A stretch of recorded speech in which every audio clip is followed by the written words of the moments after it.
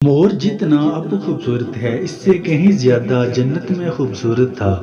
مور کی خوبصورتی پہ سبھی پرندے فدا تھے، لیکن ان سب خوبیوں کے باوجود مور سے ایسی کون سی خطا ہو گئی تھی جس سے اللہ تبارک و تعالیٰ نے مور کو جنت سے نکال دیا۔ اللہ تبارک و تعالیٰ نے جب حضرت آدم علیہ السلام اور اماں حوا کو پیدا فرمایا، اس کے بعد ان کو جنت میں بھیج دیا۔ وہ دونوں جنت میں بہت ہی پرسکون رہتے تھے، بہت ہی لذیذہ میوے پھل کھایا کرتے تھے، لیکن ایک اناج جس کو کھانے سے اللہ پاک نے انہیں منع فرمایا، اور وہ اناج گندم تھا۔ چونکہ شیطان حضرت آدم علیہ السلام کی وجہ سے ہی جنت سے نکالا جا چکا تھا، اسی وجہ سے شیطان کی حضرت آدم علیہ السلام سے دشمنی ہو گئی تھی۔ شیطان یہ چاہتا تھا کہ وہ کسی بھی طرح حضرت آدم علیہ السلام کو جنت سے نکال دے اور ساتھ میں اماں حوا کو بھی جنت سے نکال دے۔ جب شیطان کو یہ خبر ہوئی کہ حضرت آدم علیہ السلام کو تمام میوے کھانے کی اجازت ہے لیکن گندم کھانے کی اجازت نہیں ہے، تو شیطان انتقام کی آگ دل میں لیے جنت کے دروازے کے پاس بیٹھ گیا اور 300 سال تک وہاں بیٹھا رہا کہ کوئی جنت کے دروازے سے باہر آئے اور شیطان اس سے بات کر سکے۔ ایک دن اچانک سے مور جنت سے باہر آ گیا۔ شیطان اس کو دیکھتے ہی بہت خوش ہو گیا۔ شیطان نے پوچھا، اے خوبصورت پرندے، تم کون ہو؟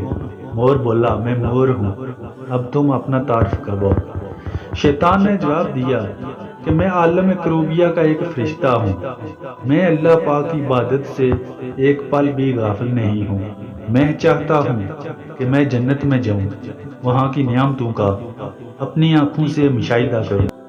شیطان مور سے کہنے لگا کہ تم مجھے جنت کے اندر لے جاؤ، میں تمہیں 3 ایسی باتیں بتاؤں گا جس سے تمہیں ابدی زندگی حاصل ہو جائے گی، تمہیں بڑھاپا اور بیماری نہیں آئے گی، تم ہمیشہ جنت میں ہی رہو گے۔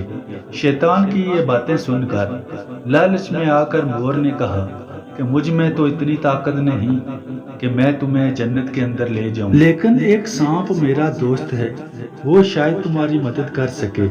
یہ کہہ کر مور سانپ کے پاس آیا، اس کو ساری بات بتائی۔ سانپ بھی شیطان کی باتوں سے بہت خوش ہو گیا، پھر شیطان کو اپنے منہ میں چھپا کے جنت میں داخل ہو گیا، اور یوں شیطان اپنی چال میں کامیاب ہو گیا۔ جنت کے تمام نگہبانوں کو یہ معلوم تھا کہ شیطان یہ چال چل رہا ہے اور جنت میں داخل ہو چکا ہے۔ فرشتے شیطان کو جنت سے نکالنے لگے، تب ہی اللہ پاک کا حکم ہوا کہ اس کو ابھی تک جنت میں ہی رہنے دیا جائے۔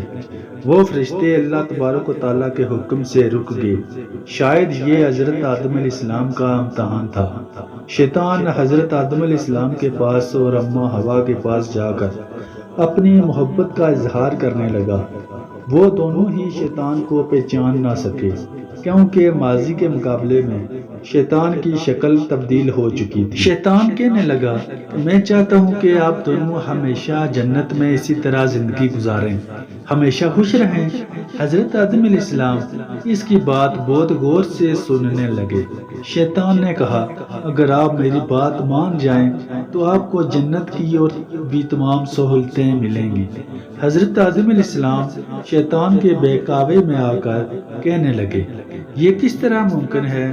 شیطان کہنے لگا، ایک گندم کا دانہ اگر آپ دونوں چکھ لیں تو آپ کو ابدی حیا حاصل ہو جائے گی اور آپ جنت میں ہی رہیں گے۔ یہ بات سن کر حضرت آدم علیہ السلام کے دل میں رجحان پیدا ہوا، لیکن ان کے دل میں اللہ کی نافرمانی کا خوف غالب آ گیا۔ جبکہ اماں حوا شیطان کی باتوں میں آ گئی، جس پر اماں حوا نے حضرت آدم علیہ السلام کو راضی کر لیا۔ پھر اس کے بعد ان دونوں نے اس گندم کے دانے کو چکھ لیا۔ جیسے ہی گندم کا دانہ ان کے اندر گیا تو دانوں کے 70 واضح ہو گئے، جس کے بعد دونوں اپنے اپنے 70 چھپانے لگے اور خوف خدا سے کانپنے لگے۔